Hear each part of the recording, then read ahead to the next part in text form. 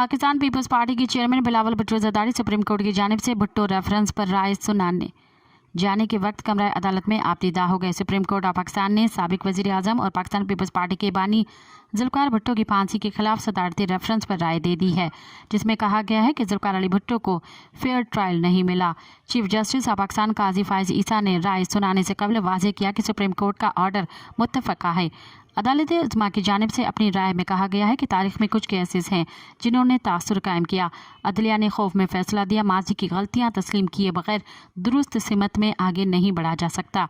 Supreme court की जानिब से कहा गया है कि भुट्टो का ट्रायल आइन और कानून के मुताबिक नहीं था। अदालत उज़्मा की जानिब से राय सुनाए जाने के वक्त chairman Pakistan peoples party Bilawal Bhutto Zardari भी कमरा अदालत में मौजूद थे, जो उस वक्त आपदीदा भी हुए।